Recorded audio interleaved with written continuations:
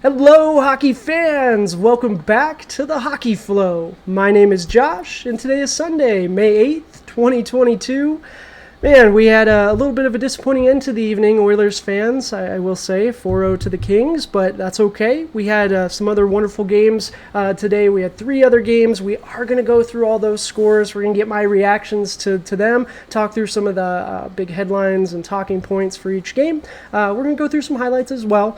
We are going to go through more picks. So far, we are 500 again, 6-6 on the year. We went 2-2 today again, but yeah, we'll hopefully we can break the curse with our picks this for tomorrow.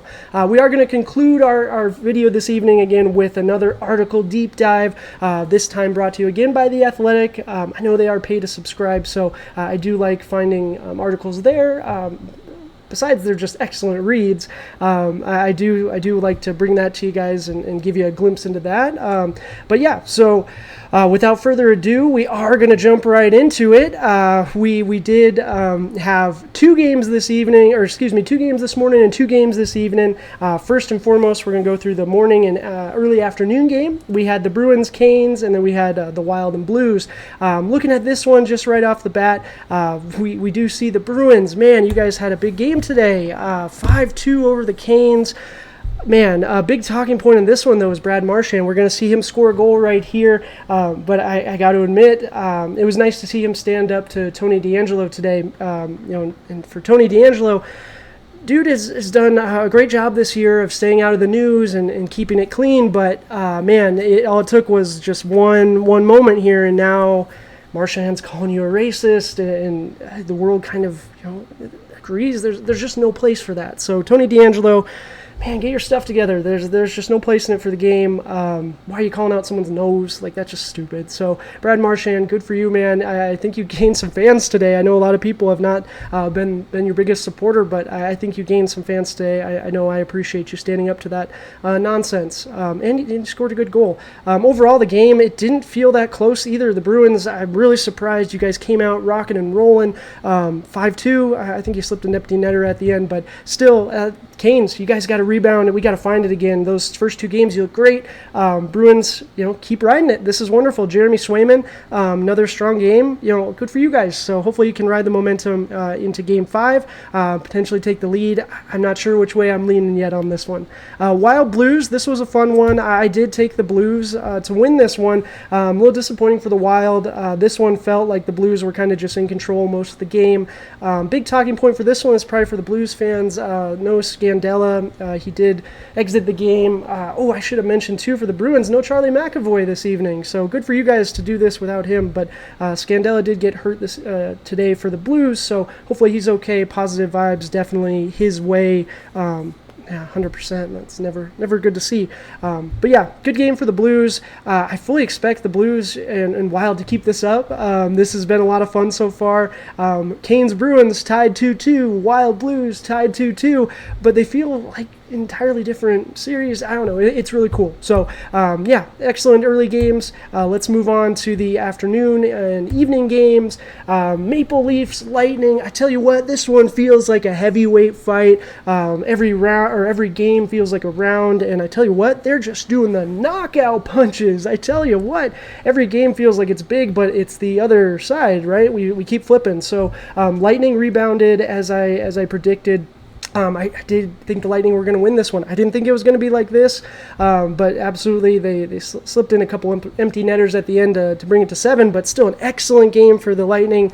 I really think they're going to continue to ride this momentum, but Maple Leafs, man, if history in this series is any indication, you guys are going to be probably having a big game in a couple days, so be prepared for that. Try not to get too low. I know we look down at the bottom there, 4-0 Kings Oilers. Man, yeah, so I'm going to try not to get too low on that, so Leafs fans, you guys don't get too low on that game as well. For Lightning fans, yeah, enjoy this. This was great. This was your time to take that big swing.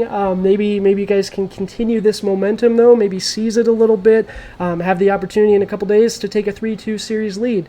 But overall, it was a fun game. As a neutral in this situation, I enjoy seeing these big swings back and forth. It's really cool. So this one was neat. Yeah, absolutely. Good game there. But moving into the game of the evening for me, the Oilers and Kings. This one was tough. Tough. 4-0 Kings. Kings fans, you guys should be proud. You guys played really well. Anze Kopitar had a great game. Deneau had an assist. Trevor Moore, guy's been spectacular this season. Good for him. This one, good for him. Good for the Kings. Yeah, this one's tough. I think it's going to be I think we're going to be a little closer, of course, next game. I don't think it's going to be like this Maple Leafs Lightning series where they're just taking big shots at each other. I do think this one is going to be a little closer next game. Fingers crossed, Oilers, we can pull it out, take that 3-2 series lead in Game 5, maybe close it out in Game 6. This was the second goal I believe we're seeing right here. But yeah, overall, Oilers, a little disappointing tonight, absolutely. I'm with you, but it's okay. There will be better days ahead. But let's move into the picks. So as I said, we are 500 right now, 6-6 so far. First game, we have Panthers-Caps. Tell you what, Caps, you guys looked really good last game, and if you guys play the exact same way and Panthers don't show up, same thing's going to happen. I don't think that's going to be the case, though. I think the Panthers, they have to show up at some point, right? At some point, they have to show up. They're just too good. They have too much talent individually and collectively. They have to show up. So I do think the Panthers are going to tie it up. Let's continue this trend. 2-2 series. Today's games, we're all 2-2. We're going to do 2-2 series tomorrow as well. Rangers Pens.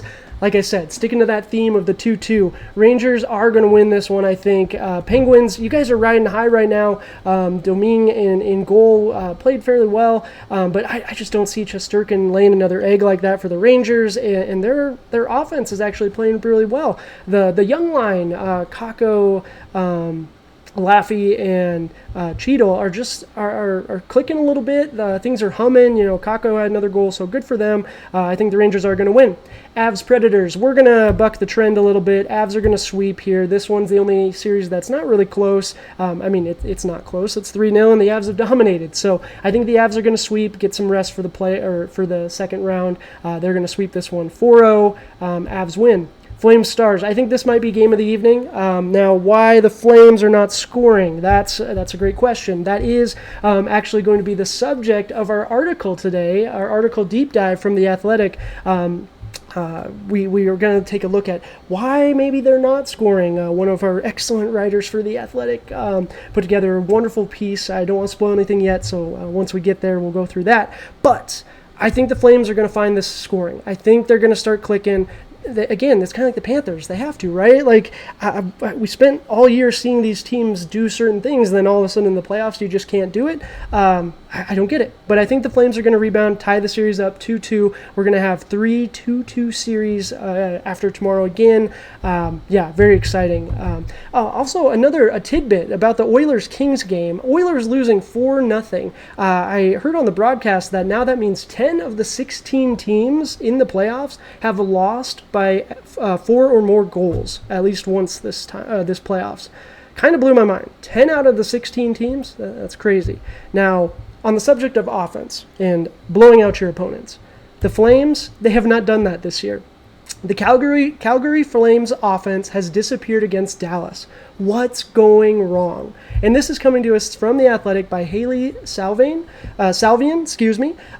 Hailey put together an excellent article covering this topic, and this is something that's perplexed me for a little bit so far. Why aren't the Flames scoring? Like, they have the talent. My goodness, Gaudreau, Tkachuk, Lindholm, Toffoli they get at the deadline, Coleman. Mangiapane, they've got the scoring, so why are they not putting it together?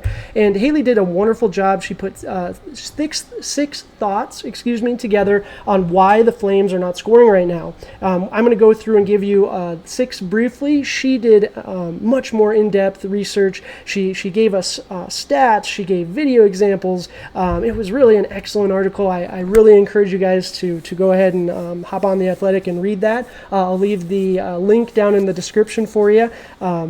But I did want to touch base on it and still give you some of the meat and potatoes, and maybe we can have a discussion about it. Let me know in the comments what your thoughts are on the article, what your thoughts are on the Flames. Let's dive right into it. Okay. So first thing was the first line lack of scoring. We already addressed that a little bit. Where's that coming from? Hailey dove into that as well. Calls out that I think they only have 3 points in 3 games. That's a little ridiculous, but that's all they have, 3 goals. Second reason, the power play has been lacking this postseason. So right now we are in the midst of a little bit of a drought for the power play for the Flames. Lindholm had a goal, but typically that was an area that the Flames excelled at this season. So it's tough to see them struggle on the power play, but at the same token, as an Oilers fan, won't complain too much, but I do think I did pick them to beat the Stars. I think they are better than what they're showing. Defensive issues. So they always say, you can't have a good offense without a good defense, or defense wins championships, all that, right? Well, right now, Hailey points out that the Flames aren't playing very good defense in front of Markstrom. It's not his fault. That's one thing she does call out, and that is reason number 4. But she does call out the defensive issues and the fact that people are wide open, and she gives some great video examples as well. So again, check this one out. But it's not Markstrom's fault. Now, Ottinger has been standing on his head, and I've been kind of wondering, has Markstrom not been doing the same, or is he? Turns out he has been playing well, so good for him, but the defense in front of him's kind of been a little leaky. So I expect him, again, if they can just put some pieces together and kind of figure it out here, I think they're going to be fine. Number 5 here, Father Time just doesn't seem to impact Joe Pavelski. The guy just plays great, and he is still playing great, and he's had a great series so far, a few goals, and just done really well. Part of that Stars first line, as we said, as that first line goes, the Stars go, and here we go, case in point. Joe Pavelski has been wonderful.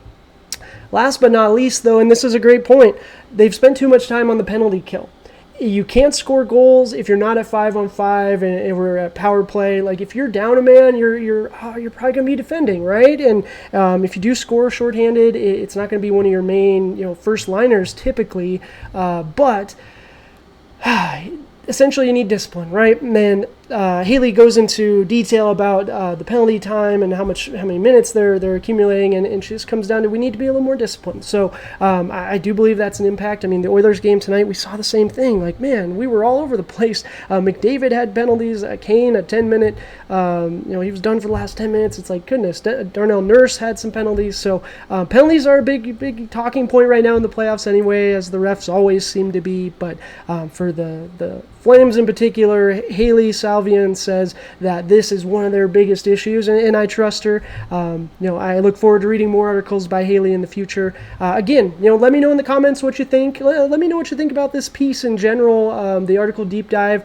Again, if you have any suggestions on articles that you'd like me to read, let me know. I would love to dive into some new ones, some exciting ones. But we'll have another one tomorrow, of course. Again, thank you guys as always. I really appreciate the support, and if you do enjoy the content, please like and subscribe, and get in the comments. Let me know how things are going. Let's just talk hockey. You can always find me over on Twitter as well, at the HockeyFlow22. But yeah, another great evening of hockey. Until tomorrow, cheers.